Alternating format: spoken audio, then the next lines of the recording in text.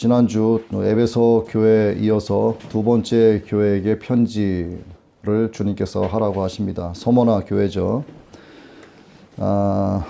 서머나의 전체적인 배경을 먼저 살펴봐야지만 왜 주님께서 죽도록 충성하라 이렇게 말씀하셨고 네가 실상은 왜 부유한 자다 왜 이 말씀을 하셨는가를 알 수가 있습니다. 그래서 먼저 배경을 좀 보면 그리스 고전기 시대, 오래된 그리스의 고전기 시대에 그리스인을 구성하는 네 개의 주요한 부족이 있었는데 아이올리스인, 아카이아인, 도리스인, 이오니아인 이렇게 해서 네 개의 부족이 있었어요.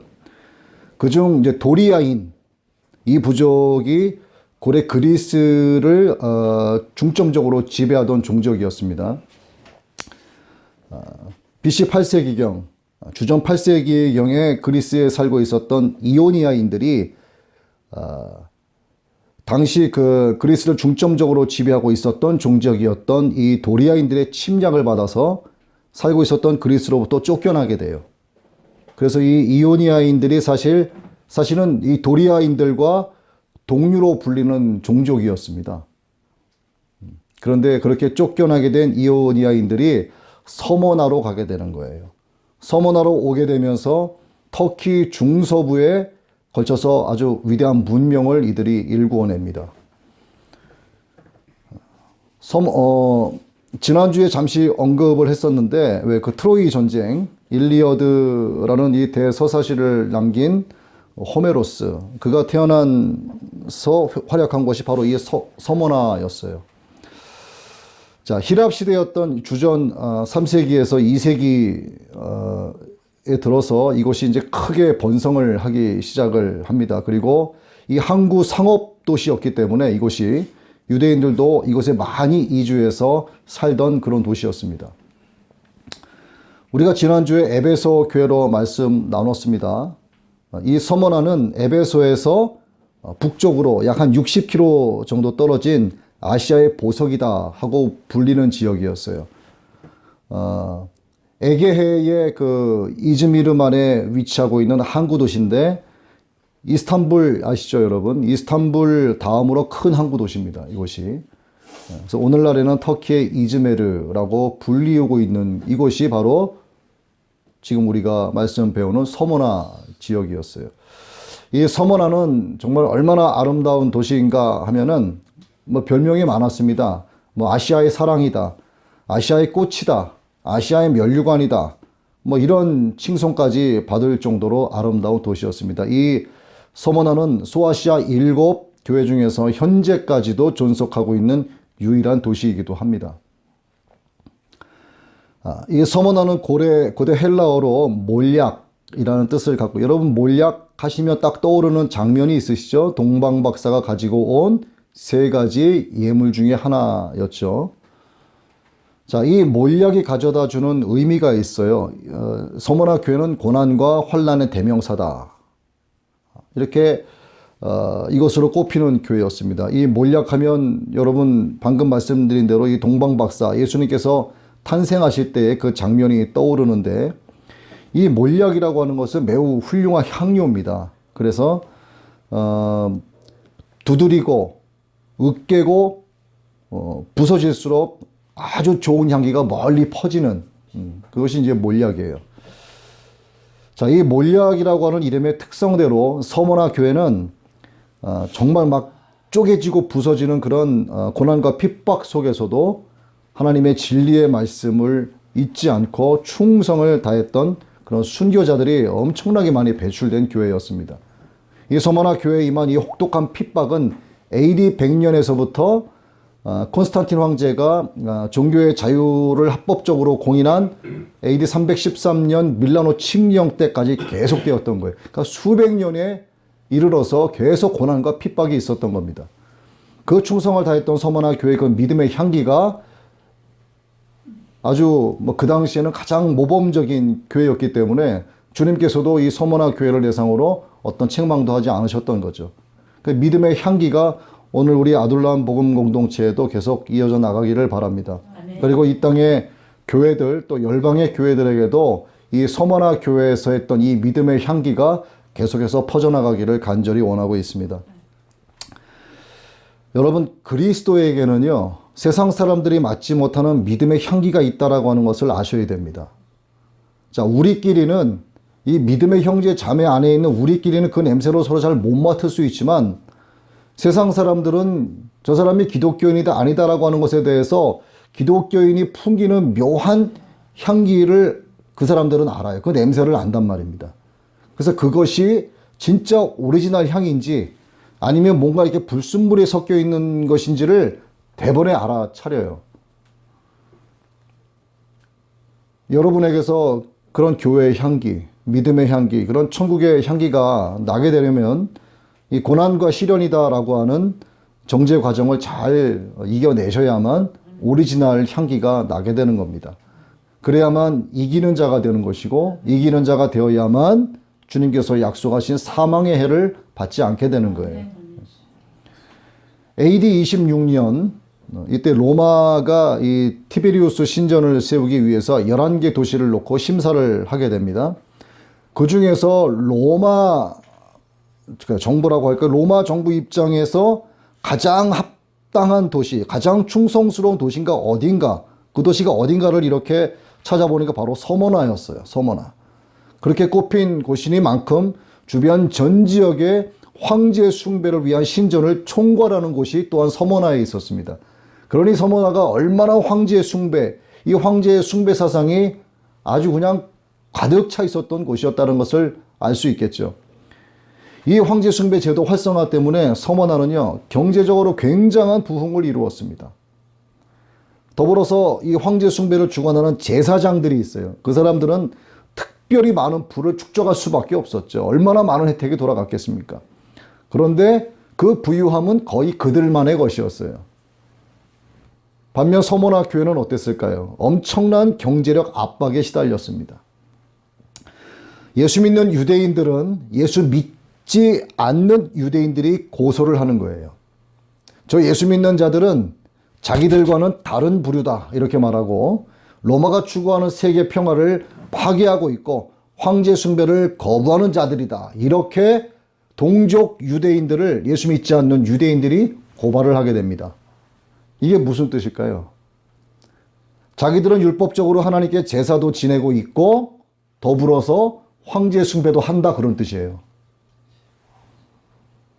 유대인들의 그 고소는 로마 관리들에게 상당히 호소력 있게 들렸습니다. 그럴 수밖에 없는 거예요, 이게. 왜냐하면 유대인들은 로마 제국이 추구하는 어떤 정치적인, 종교적인 성향을 가장 잘 파악하고 있었어요. 그러한 이해에 근거해서 가장 효과적으로 기독교를 고소했기 때문에 로마인들이 들었을 때는 아주 호소력 있는 고발 내용으로 들린 겁니다. 이 곧바로 어떤 영향력이 생겼느냐? 기독교인들에 대한 핍박으로 그대로 연결된 거죠, 이것이. 그리스도인들은 황제 숭배를 거부하고 오직 예수 그리스도만을 만왕의 왕, 만주의 주로 예배했기 때문이죠. 그래서 이 고소 때문에 그 이후에 유대인들에게 허락했었던 하나님을 예배하는 로마 안에서의 종교적 자유가 유대인들에게는 허락됐지만 기독교 유대인들에게는 허락되지 않았던 거예요. 황제 숭배와 신전은 돈 문제와 연결되어 있었습니다. 우상 숭배와 황제 숭배를 거부하는 그리스도인들은요, 길드라는 상인 조합이 있었어요. 이 길드라고 하는 상인 조합 회원 자격이 안 됐기 때문에 힘든 생계를 이어갈 수밖에 없었습니다. 그래서 부유한 도시와는 다르게 엄청난 경제력 압박에 시달릴 수밖에 없었다 하는 거죠. 그런데 이제 서머나 교회는 경제적으로는 극빈했지만 영적으로는 가장 부유했습니다. 주님은 이것을 가리켜 너의 실상이 부유하다 이렇게 말씀을 하셨죠. 자, 영적으로 부유한 것이 실상이면 육적으로 부유한 것은 뭐가 될까요? 허상이 되는 거예요. 허상. 실상이 부유한 여러분 되시길 주님의 이름으로 축복합니다. 아멘. 서머나 교회 교인들은 당시 환난과 핍박을 받는 것을 그리스도의 제자됨의 한 대가다 이렇게 생각을 했어요. 주님을 섬기는 데 있어서 당연한 일이다. 당연한 일이다. 이렇게 받아들였습니다.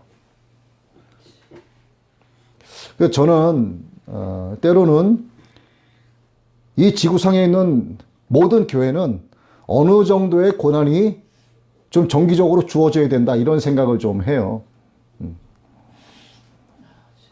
기도를 안 하니까 하나님께서 기도하게 만드시고 말씀을 안 보니까 말씀 보게 만드시는 거죠. 그렇게 해서 죄 가운데 빠질 틈을 내주지 않으시려고 고난을 주시는 것이 주님의 사랑이다 하는 것을 생각을 하게 됩니다. 그래서 주님은 그리스도인이 겪는 고난을 일컬어서 단정지어서 말씀하세요. 유익이다. 고난이 유익이다. 그렇게 큰 고난과 핍박 아래 있었던 서머나 교회는 주님으로부터 아무런 책망도 받지 않았습니다. 아무런 책망도 안 받았어요. 자, 믿음을 굳건히 지켰던 이 서머나 교회는 빌라델비아 교회와 함께 주님으로부터 칭찬을 받음과 동시에 또 어떠한 권면을 받았느냐? 죽도록 충성하라 하는 권면을 받았습니다. 이게 뭐냐? 믿음은 거기까지 했으면 이제 됐다. 지금까지 잘 지켰으니 그 정도면 충분하다가 아니라는 거예요. 믿음은 항상 현재 진행형이 된다 이겁니다. 즉 죽는 순간까지 너의 믿음을 지켜야 된다라고 하는 것을 말씀하시는 거예요. 오늘 주님께서 이 서머나 교회에게 하시는 말씀을 통해서 우리가 어떤 믿음, 어떤 신앙을 가져야 하는지를 생각을 하고 또 결단하는 그런 귀한 시간이 되시기를 바랍니다. 자, 이제 8절 말씀을 봅니다. 서머나 교회의 사자에게 편지하라. 처음이며 마지막이요 죽었다가 살아나신 이가 이르시되. 서머나 교회에 나타나신 주님의 모습이 어떠하셨느냐? 처음이요 나중이신 이의 모습이었어요. 이것은 주님께서 역사의 계획자이시고 결정자이시고 통치자이시고 영원하신 절대 주권자이시다 하는 것을 나타내는 내용입니다. 그 다음은 죽었다가 살아나신 이의 모습으로 나타나셨어요. 자, 죽었다는 말은 육을 뜻하는 것이고 살았다는 말은 영을 뜻하는 겁니다. 예수님은 우리의 죄를 대속하시기 위해서 육신으로는 다윗의 혈통으로 나셨고 십자가에서 죽으셨죠. 그런데 우리를 의롭다 하시기 위해서 영으로는 죽은 자 가운데서 사망 가운데서 부활하시고 하나님의 아들로 인정되셔서 우리의 구세주, 우리의 그리스도가 되신 거예요. 이것이 바로 죽었다가 살아나신 이의 모습을 설명하고 있는 겁니다. 자, 그럼 구세주 되신 주님께서 서머나 교회를 향해서 칭찬하신 내용을 한번 우리가 보죠. 9절 말씀입니다. 내가 내 환난과 궁핍을 알거니와 이렇게 시작이 되죠. 자, 먼저 너의 환난과 궁핍을 안다라고 말씀하셨어요. 무엇과 무엇을 하신다고요? 환난과 궁핍을 안다. 자, 환난이라고 하는 헬라어의 뜰립시스라고 하는 원어의 뜻은 감당할 수 없는 무게에 짓눌려 있다라고 하는 것을 뜻해요. 여러분들도 감당할 수 없는 삶의 무게에 다 짓눌려 보셨잖아요. 그 짓눌림이 어떤지 겪어보지 않은 사람은 그걸 차마 말을 못합니다. 그리고 이 궁핍이라는 말의 헬라어는 푸토케이아라고 하는 원어인데 이거는 구걸해서 자기의 목숨을 연명하다 하는 뜻을 갖고 있어요. 이 푸토케이아에 해당하는 인물이 누가 있을까요? 여러분 떠오르는 인물이 있습니까? 거지 나사로. 구걸해서 자기의 목숨을 간간히 연명해 나가는 사람. 이 환난과 궁핍이 이렇게 짓눌리고 이렇게 구걸해야만 자기 목숨을 연명할 수 있는 걸 이야기하는 거예요. 그러니까 극도의 빈곤을 이야기하는 겁니다. 자, 그리고 이어서 말씀하시는 것은 그러나 오히려 네가 부유한 자다. 실상은 네가 부유한 자다. 이렇게 말씀을 하시는 거죠. 자, 라오디게아 교회가 나오죠. 라오디게아 교회는 물질적으로 굉장히 부유했습니다. 그러나 영적으로는 심히 가난한 교회였어요. 이 서머나 교회와는 정반대의 모습을 하고 있었죠. 그러나 이 서머나 교회는 환난과 궁핍 중에서도 영적으로는 오히려 네가 부유한 자다 하는 것을 말씀하셨습니다. 왜 그들에게 부유한 자다라고 하셨는가? 하나님께서 세상에서 가난한 자를 택하여 믿음에 부욕해 하시고 자기를 사랑하는 자들에게 약속하신 나라를 유업으로 주신다고 약속하셨기 때문에 이 말씀을 하신 거예요. 즉 서머나 교회는 하나님께서 약속하신 나라를 유업으로 받은 것과 다름 아닌 하나님이 사랑하시는 교회다라고 하는 것을 말씀하시는 겁니다. 자, 사도 바울도 우리가 하나님 나라에 들어가기 위해서는 많은 환난을 겪어야 할 것이다 라는 이야기를 했습니다. 자, 그리고 성경은 환난 받는 자의 태도가 어떠해야 하는가에 대해서 많은 것을 통해서 우리에게 구체적으로 말씀을 해주고 계시는데, 간단하게 키워드만 여러분께 말씀을 드리면 환난에 참여하는 것으로 오히려 즐거워하라 이렇게 말씀하세요. 그리고 환난받는 것을 부끄러워하지 말라라고 말씀하십니다. 그리고 어떠한 경우에도 담대하라고 말씀을 하세요. 그리고 잘 참고 인내하라고 하십니다. 그럴 때 낙심하지 말라고 하시고, 그럴 때도 선을 행하라고 말씀하세요.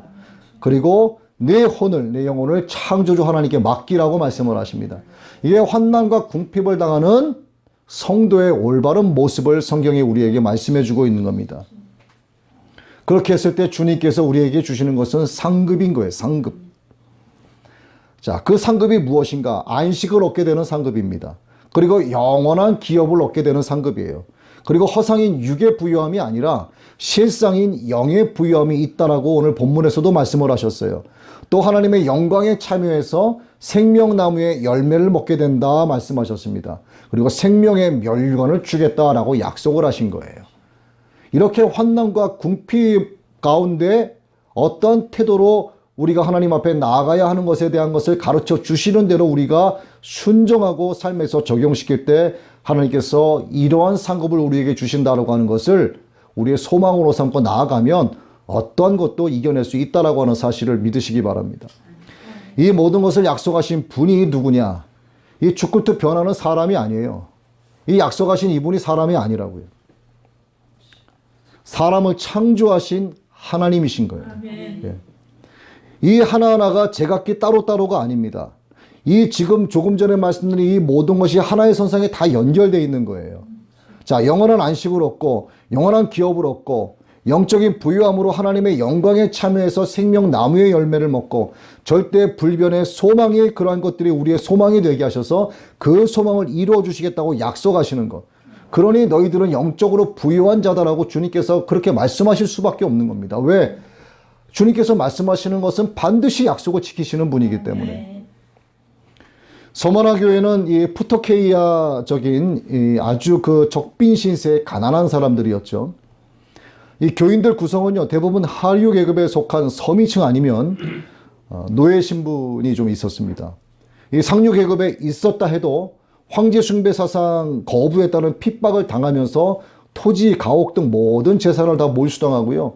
예를 들어 뭐 직장에 다닌다. 거기서도 쫓겨나고 추방당하고 하루아침에 아무것도 없는 거지 빈 곳에 이르게 된 거예요. 그러니까 푸토케이아에 딱 맞는 사람들이 된 겁니다. 그러다 보니 상거래 원활하게 할 수 없게 되죠. 앞서 말씀드린 상인조합은 길드라고는 조합에 가입이 불가됐습니다. 그러나 믿음을 지키기 위해서 목숨을 내건 상황인데 그까지 상거래 못해 굶어 죽는 것이 이 사람들에게는 아무것도 아니었죠. 예. 심지어는 굶주린 사자 목에 자기 몸까지 들이민 사람들인데 굶어 죽는 게 이 사람들에게 문제가 될 리가 없었죠. 자, 그리고 주님은 자칭 유대인이라고 하는 자들의 비방을 말씀하셨어요. 여기서 비방의 원어인 블라스페미아, 이것은 이간시키다, 이간질하다 이런 뜻이 있습니다. 자, 유대교회 유대인들은 육적으로는 앞서 말씀드린 대로 동족이었지만 영적으로는 기독교인들의 무서운 원수였던 거죠. 그러니까 영적인 소속 자체가 다른 겁니다. 빛에 속해 있느냐, 어둠에 속해 있느냐, 하나님 아버지에 속해 있느냐, 마귀 자식에 들어가 있느냐, 이거 완전히 다른 거예요. 성경은 이러한 자들을 가리켜 표면적 육신의 유대인이다 이렇게 말씀합니다. 형식적인 할례당이다 이렇게 말씀하시고 율법주의자들이다 이렇게 말씀하십니다. 그리고 교회를 핍박하는 자들이다 이렇게 말씀하세요. 또 사탄의 회당이다 오늘 본문 말씀에서 그렇게 또 말씀하고 있습니다. 사도 요한 당시 서머나에는 약 2000세대 유대인이 그곳에 거주했다고 하는데 이들이 바로 기독교인들을 핍박했었던 어둠에 속한 장본인들이었다 하는 거죠. 자, 이제 10절 말씀을 봅니다. 너는 장차 받을 고난을 두려워하지 말라. 볼지어다 마귀가 장차 너희 가운데서 몇 사람을 옥에 던져 시험을 받게 하리니 너희가 10일 동안 환난을 받으리라. 내가 죽도록 충성하라. 그리하면 내가 생명의 관을 내게 주리라. 자, 장차 받을 고난은 필연적으로 일어날 사건을 얘기하는 거예요. 반드시 일어나게 될 사건. 서머나 교회가 지금까지도 고난을 받고 있지만 앞으로도 계속해서 고난이 주어질 것이다 하는 것을 아주 정확하고 확정적으로 예고하시는 말씀입니다. 그리고 보라, 마귀가 너희 중 몇 사람을 옥에 던지리니 이렇게 말씀하시죠. 여러분 마귀 하면 딱 떠오르는 게 뭡니까? 어둠, 거짓, 또 뭐가 있습니까? 거짓말, 그죠? 비방하고 또 미혹하고 마귀 하면 딱 떠오르는 단어들이 있지 않습니까? 자, 하나님 앞에서 인간을 비난하죠. 욥기서에 나오죠. 그 다음에 인간 앞에서 하나님을 비난합니다. 창세기 3장 1절 이하에 나오는 말씀이죠. 또 마귀는 40일 금식하고 기도하신 예수님도 시험했던 놈이에요. 또 성도들을 밤낮으로 참소합니다. 계시록에 나오죠. 또 환난을 덮어 씌우고 마귀적 시험에 들게 하는 등의 이런 잔악한 행위를 일삼는 애들이 마귀예요. 그렇게 해봐야 마귀 입장에서는 뭐가 될까요? 이게 참 성도들을 대상으로 그렇게 했을 때 마귀 입장에서는 시간 낭비. 성도들을 하나님의 사랑에서 결코 끊을 수 없는데 그렇게 끊으려고 가전 노력을 다하는 거죠. 여러분 마귀도 이렇게 노력하는데 우리 성도가 믿음을 지키기 위해서 얼마큼 노력을 해야 되겠습니까? 예? 그리고 하시는 말씀이 너희가 10일 동안 환난을 받게 될 것이다 이렇게 말씀하시는데, 자, 이 10일 동안이라는 것은 제한된 짧은 기간을 말하는 겁니다. 다니엘과 그의 친구들이 10일 동안 채식으로 시험받는 그런 모습과 흡사한 내용이죠. 그리고 죽도록 충성하라 그리하면 생명의 관을 내게 주리라 말씀을 하십니다. 자, 오래전이나 지금이나 고난받는 사람들에게 공통적인 한 가지 소원이 있습니다. 이게 비록 견디기 어려운 고난을 당하고 있다고 해도 누군가가 내가 당하고 있는 고난, 내가 진리 안에서 진실된 마음을 지키기 위해서 당하는 이 고난을 누군가가 그 나를 알아준다고 하면은요, 이 하나만으로 사람은 인내할 수 있는 힘이 생기는 거예요. 더러 고통스러운 일이 있다 해도 그것이 명예롭고 떳떳하고 자랑스러운 고통이라면, 그래서 누군가가 나의 겪는 그 고통을 이해해주고 진실을 믿어주기만 한다면 비록 자기가 억울한 상황에 처해 있어도 그런 고통은 얼마든지 참고 견딜 수 있다는 것입니다. 정말 큰 고통은 뭐냐? 나를 아무도 인정해주지 않고 나는 진실이지만 나를 아무도 믿어주지 않는 건 정말 참기 힘든 괴로움이에요. 2차 대전 말기의 이야기입니다. 온 세계를 손에 넣겠다고 미쳐 날뛰는 그런 들판에 개처럼 뛰는 히틀러, 그 만행을 보고 당시에 복음주의자였었던 본 회퍼 목사님은 그놈 보고 가만히 참고 견딜 수가 없었던 거예요. 그래서 히틀러에 대항해서 심지어 그를 죽이겠다까지 결심을 하시는 거죠. 그러다가 체포되고 심한 고문을 당합니다. 캄캄한 감옥소에 갇혀서 이제 처형 날짜를 기다리고 있어요. 이 보네포 목사님이 감옥에 있는 동안에 옥중서신을 쓰시는데 이 옥중서신이 매우 유명한 기록으로 남아 있습니다. 그분의 글 가운데 한 대목인데, 내가 고통당하는 것, 내가 매맞는 것, 내가 죽는 것, 이것은 그리 심한 고통이 아니다. 나를 참으로 괴롭게 하는 것은 내가 감옥에 고난당하고 있는 동안 밖이 너무나 조용하다는 사실이다. 내가 감옥에서 의로운 고난을 당하고 있을 때 왜 바깥 사람들은 침묵하고 있는가에 대한 내용이에요. 한마디로 밖에 있는 사람들이 나와 뜻을 같이 해서 반히틀러 운동을 해줘야 되는 거 아닌가, 어쩌면 이리도 조용한가 하는 것입니다. 왜 의롭고 정당한 외침에 성원하는 사람이 없는가, 왜 동조자가 없는가, 왜 뜻을 같이 하고 나서는 사람이 없느냐, 여기에 보네퍼 목사님의 고통이 있었던 거죠. 그래서 괴로워했습니다. 초대교회 입장에서도 같은 문제가 있었어요. 오늘 본문의 말씀대로 사탄의 회당이라고 하는 유대인들의 거짓된 행위, 이간질시키는 이 고소행위, 고발행위가 있었습니다. 유대인들의 이러한 득세 때문에 서머나 교회는 무척이나 괴롭고 힘든 나날을 보낼 수밖에 없었죠. 하나님을 섬기는 척 위선으로 가득한 이 유대인들을 그래서 주님은 사탄의 회당이다 이렇게 딱 집어서 말씀을 하신 겁니다. 악인의 형통, 이 불법자들의 만행이 믿는 사람들의 마음을 괴롭게 하는 경우가 상당히 많죠. 그러나 주님은 고통받는 서머나 교회를 향해서 내가 너를 안다 이렇게 말씀하시면서 그들에게 큰 위로를 주셨습니다. 여러분 혹시 지금 주머니에 얼마씩을 현금으로 갖고 계시는지는 모르겠는데 만약에 오늘 집에 돌아가시다가 갑자기 돈 쓸 일이 있어서 돈을 이렇게 꺼내는데 여러분 어떠세요? 헌돈을 먼저 쓰십니까? 새 돈을 먼저 쓰십니까? 이게 보면은요, 일반적으로 새 돈 안 쓰고요, 헌돈을 먼저 꺼내서 줘요, 상대방에게. 거의 똑같습니다. 새 돈을 며칠만이라도 어차피 없어질 돈인데 조금 더 갖고 싶어 하는 거죠. 그 세상에는요, 새 돈보다는 헌돈이 더 많이 돌아다니는 거예요. 돈뿐만이 아닙니다. 사람도 마찬가지예요. 주로 헌 사람이 나옵니다. 예. 우리가 바라기는 좀 훌륭하고 좀 깨끗한 사람들이 정치도 하고 그 사람들이 하나님 앞에서 겸비해서 정직한 사람으로서 하나님께 받은 권세, 하나님께 받은 그 모든 것을 감사함으로 정치도 하고 이 나라 통치도 하고 좀 했으면 좋겠는데 오히려 그런 사람들은 정치 바닥에 나오질 않아요. 좀 없어졌으면 좋겠다. 이젠 좀 사라져줬으면 좋겠다라고 헌 사람들이 나와서 이 권력의 동아줄을 끝까지 붙잡고 앉아 있는 거죠. 지금 우리나라는요, 사실상 두 동강 나 있어요. 예. 사상 자체가 완전히 반대급부로 되어 있습니다. 한편은 팩트를 보지 못하고 붉은 사상에 물든 자들이고요. 또 한쪽은 팩트를 보고 진정으로 나라를 사랑하는 사람들과 하나님 앞에서 겸비하여 기도하는 교회들이에요. 그래서 우리는 살아보겠다고 끝까지 붙잡고 있는 현 정권의 그 썩은 동아줄이 빨리 끊어지도록 간절히 기도하면서 이 진리를 외치는 거룩한 우편에 서서 함께 외치고 기도하고 행동해야 되는 겁니다. 성경은 줄곧 말씀하세요. 악인의 형통을 부러워하지 말라. 그것은 잠시 나타났다 사라지는 안개와 같다. 찾으려 해도 찾지 못한다 이겁니다.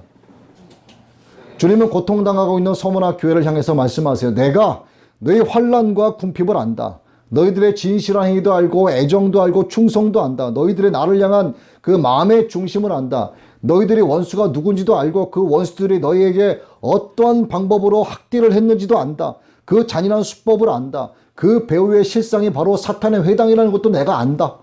다 말씀하시는 거죠. 그리고 그렇게 고난당하는 너희들이지만 실질적으로 너희가 진짜 부유한 자들이다라고 주님이 말씀하시는 거예요. 그 주님께서 오늘 우리의 모든 것을 다 낱낱이 알고 계세요. 우리 아둘람 복음 공동체가 어떤 성도님들로 구성이 되어 있는지, 어떤 섬김이 있는지, 성도 간의 사랑은 어떤지, 어떤 충성이 있고, 여러분들이 어떤 믿음 생활을 일상적인 삶을 통해서 살아가고 있는지, 어떤 고난을 겪고 있는지, 어떤 일로 여러분들이 짓눌려 있고 눈물 흘리고 있는지를 주님이 다 알고 계시는 거예요. 주님이 아신다는 그 사실에, 그러나 기뻐하는 사람들이 있는가 하면 두려워하는 사람도 있는 거예요. 이것은 이제 전반적인 교회를 놓고 말씀을 드리는 겁니다. 주님께서 나를 안다라고 하는 그 사실이 무척 두려운 사람들이 있고요. 너무나 기쁜 사람들이 있는 거예요. 이에 서머나 교회 사람들은 기뻐했고 즐거워했죠. 그러니 그 짓눌리는 억압 속에서도 거지처럼 구걸해야만 간신히 목숨을 연명하는 상황에서도 목숨 아까워하지 않고 순교한 겁니다. 그러나 죄 가운데 있는 자가 주님이 나를 아신다라고 하는 걸 들었을 때 얼마나 두렵겠냐 이거죠. 여러분들은 주님이 여러분들을 아신다고 했을 때 기뻐하고 즐거워하시기 바랍니다. 그리스도인의 유일한 위로는 주님이 나를 알고 계시는 것이 되어야 하는 거예요. 마지막 날 가셔서 여러분이 하나님의 심판대 앞에 가셨을 때 우리의 중보자 되시고 변호사 되시는 주님께서 너 누구냐? 그러시면 여러분 어떻게 하실 거예요 그때? 예? 한 번만 더 기회 달라고 말씀하실 겁니까? 끝난 거예요 이미. 예. 지옥불 가면 끝난 겁니다. 이제 더 이상은 방법이 없어요. 예. 우리가 이 땅에 살고 있을 때 아직은 육신의 몸으로 살고 있을 때 내가 너를 안다라고 하시는 게 다행인 거예요. 이것이 세상과 싸워 승리자가 되게 하는 성도의 용기의 원천인 겁니다. 이 자체가. 주님이 나를 아신다라고 하는 것이 나의 지혜가 되는 거고요. 주님이 나를 아신다라고 하는 것이 아버지 하나님 나라를 향한 나의 소망이 되어야 되는 거예요. 그래서 주님은 장차 받을 고난을 두려워하지 말라. 죽도록 충성해라. 괜찮다라고 말씀하시는 겁니다. 히브리서 2장 17절에 충성된 대제사장은 예수님을 의미하고 있어요. 그리고 요한일서 1장 9절에 하나님은 미쁘시다라고 하는 말씀도 충성이란 의미를 내포하고 있습니다. 자 보세요. 예수님도 충성을 다하셨어요. 하나님도 신실하셨습니다. 그러면 이 땅에 있는 모든 교회는 어떻게 해야 됩니까? 당연히 주님께 충성을 다해야 되는 거예요. 왜? 주님께서 이미 본을 보이셨잖아요. 죽도록 충성을 다하시고 우리 위해서 대속의 십자가를 지시고 죽으셨잖아요. 그러면 우리가 겪는 환난과 고통 때문에 주님을 부인해서는 안 되는 거 아니겠습니까? 끝까지 충성을 다하셔야 되는 거죠. 자, 성경에 나와 있는 인물들을 한번 정리해 보십시오. 자, 요셉도 충성을 다했습니다. 모세도 충성을 다했고 다윗도 아브라함도 다니엘도 충성을 다했어요. 신약에 와서는 바울은 말할 것도 없고 디모데, 두기고, 에바브라, 오네시모, 시루아누, 안디바, 예수님 믿는 수많은 사도들과 종들이 성도들이 죽기까지 충성을 다했습니다. 여러분들도 주님께 충성을 다하시기 바랍니다. 그래야만 실상되는 영적 부유함이 여러분의 것이 되는 거예요. 그런데 이제 하나님 앞에 하나님께 주님께 충성하는 이 충성의 척도는 말씀드린 바 있습니다만 양에 있는 게 아니에요. 양. 예. 포도원의 일꾼의 비유도 그 일의 가치를 양에 둔 것이 아니라 질적 가치에 뒀습니다. 다윗은 베들레헴 목장에서 양을 칠 때 충성된 양치기로 일을 했어요. 그 후에 유대 나라의 왕이 되었을 때도 백성을 충성되게 다스렸습니다. 적은 일에 충성한 것이 큰 일에도 충성할 수 있게 된 거죠.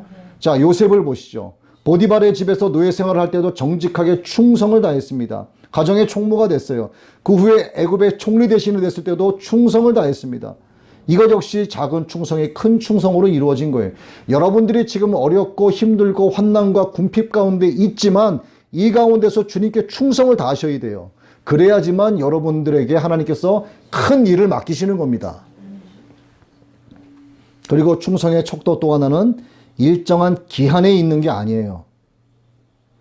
우리말에 작심삼일이란 말이 있습니다. 처음에는 열심을 내서 잘하는 것 같다가도 시간이 흐르고 일정 기간이 지나고 나면 희미해지죠. 희미해지는 거예요. 우리의 신앙생활도 그런 때가 뭐 너무나 많죠. 서머나 교회 앞서서 이제 에베소 교회에 보내신 편지에서 주님은 처음 열심과 처음 사랑을 도로 찾으라 이렇게 말씀하셨는데 바로 이게 이와 같은 맥락인 거예요. 식어졌다 이 말입니다. 충성하지 않고 있다 이거죠. 이제 너희가. 여러분 진리의 말씀이 영원하다고 믿습니까? 믿으세요? 그렇다면 충성이라는 것도요. 환경과 상황에 굴하지 말고 영원히 충성을 다해야 되는 겁니다. 영원히. 아니 왜 하나님의 말씀만 영원해야 되고 왜 진리의 말씀만 영원해야 되냐 이 말이죠. 여러분의 충성도 영원해야 된다 이겁니다. 오늘 본문에서도 서머나 교회 환경이 극도로 회복되기 어려울 때 충성을 다하라 이렇게 말씀하셨어요. 너희들의 환경이 좋을 때 좀 해봐라가 아니고 정말 죽어나가고 있는 이 상황에서 충성을 다하라고 하신 겁니다. 기독교 역사를 보면 죽기까지 믿음을 지켜낸 순교자들이 많았습니다. 이것을 기록한 것을 순교사라고 하죠. 이 순교사의 금자탑이라 할 만큼 두드러진 인물이 2세기 초중엽 이 서머나 교회에서 복음을 전하던 서머나 교회 감독이었던 폴리캅의 순교입니다. 이 폴리캅은 사도 요한의 제자였어요. 그래서 그는 기독교를 핍박하는 사람들에게까지도 존경을 받은 인물이었습니다. 얼마나 그리스도인으로서 모범적인 삶을 살았길래 그리스도인들을 핍박하는 사람들에게서도 존경을 받았겠냐 이거죠. 우리도 그래야 되는 거예요. 당시 법 때문에 어쩔 수 없이 폴리캅을 죽일 수밖에 없었던 지방 총독인 게르마니쿠스가 재판정에 딱 섰습니다. 그리고 폴리캅이 노인임을 감안해서 계심을 요구했어요. 그때 폴리캅이 한 말이 나는 86년 동안 그분을 섬겨왔는데 그동안 그분은 한 번도 나를 부당하게 대우하신 적이 없습니다. 그런데 내가 어떻게 나를 구원하시는 왕을 모독할 수가 있겠습니까? 하고 거부했죠. 결국 폴리캅은 큰 소리로 기도한 뒤에 화형을 당했습니다. 그런데 그 불은요, 기도하는 폴리캅 주위에 아치 형태를 띠면서 그 불이 닿지 않았다고 합니다. 그래서 사형 집행관들이 칼로 그 몸을 찔러서 비로소 피가 터져 나와서 죽었다고 하는 기록이 있어요. 당시 온 교회가 폴리캅의 순교를 애도했음은 물론이고 지금도 유럽에서는 해마다 폴리캅의 순교일을 기념하고 있습니다. 주님은 이렇게 충성하는 자에게 생명의 면류관을 주시겠다 약속을 하신 거예요. 자, 성경에서 말씀하시는 면류관이 한 가지가 나오는데 한번 정리를 해볼까요? 생명의 면류관입니다. 시험을 참고 이긴 자에게 주시는 면류관이에요. 그 다음에 의의 면류관입니다. 선한 싸움에서 승리하고 믿음을 지키는 자에게 주시는 면류관이에요. 그 다음 영광의 면류관입니다. 양무리의 본이 된 목회자에게 주시는 면류관이에요. 그 다음에 썩지 않는 면류관, 모든 일에 절제하고 하나님의 법도대로 신앙의 경주를 다한 자에게 주시는 면류관입니다. 그 다음에 기쁨과 자랑의 면류관이에요. 충성을 다하여 전도를 많이 한 사람에게 주는 면류관입니다. 그 다음에 영화의 면류관이에요. 의로운 길에서 얻는 장수하는 자에게 주시는 면류관입니다. 그 다음에 정금의 면류관이에요. 주님을 위해서 충성한 하늘나라 장로인 성도들에게 주는 면류관입니다. 여러분 모두 이 면류관을 다 받으시기 바랍니다. 그리고 마지막으로 주님은 이기는 자에게 종말론적인 약속을 또 하나 해주셨어요. 귀 있는 자는 성령의 교회들에게 하시는 말씀을 들을지어다. 이기는 자는 둘째 사망의 해를 받지 아니하리라. 하나님의 말씀을 알아듣는 귀가요, 교회 안에도 그리 많지가 않습니다. 더구나 이 마지막 때는 교훈을 받지 않고 자기 사욕을 쫓는 스승을 많이 두는 거예요, 스스로. 그리고 진리에서 돌이켜서 허탄한 이야기를 쫓는 사람들이 허다해지는 거예요. 그래서 요즘 가면 갈수록 크고 작은 이단들이 자꾸 생겨나기 시작을 합니다. 그래서 주님은 7교회에 보내신 모든 편지의 결구에 반복적으로 하시는 말씀이 귀 있는 자는 성령이 교회들에게 하시는 말씀을 들을지어다 하고 말씀하시는 거예요. 왜 이 말씀을 자꾸 하시느냐? 마지막 때에 자기 스스로 많은 스승을 두고 자꾸 엉뚱한 소리에 귀를 기울이니까 그러지 말라는 겁니다. 그래서 여러분들이 어느 교회 가셔서 어떤 말씀을 들으실지는 몰라도 성령으로 충만한 목회자의 설교를 들으셔야 되는 거예요. 그렇지 않으면은 설교자의 생각과 지식이 나가는 게 아니고 경험이 나가는 거예요. 그래서 항상 기도하고 성령으로 충만하고 오직 말씀에 근거해서 전파하는 목회자의 설교를 들으셔야만 되는 겁니다. 아멘. 주님께서 그걸 원하시는 거예요. 아멘. 여러분 요한계시록의 말씀이 들리세요? 아멘. 그렇다면 이 말씀을 알아듣는 여러분은 둘째 사망의 해를 받는 분들이 아닌 거예요. 첫째 사망이 육신의 죽음이라면 둘째 사망은 최후의 심판을 통해서 영원한 죽음의 세계로 들어가는 것을 말합니다. 영원한 불못이죠, 불못. 여러분, 오늘 여러분 모두가 영적으로 부유한 자들이 되시기를 진심으로 축원합니다. 영적인 부유함이 실상임을 믿으시고 그 믿음을 지켜내기 위해서 죽도록 충성해서 생명의 면류관도 받고 둘째 사망해를 받지 않는 그런 복된 여러분 되시길 주님의 이름으로 축복합니다. 아멘.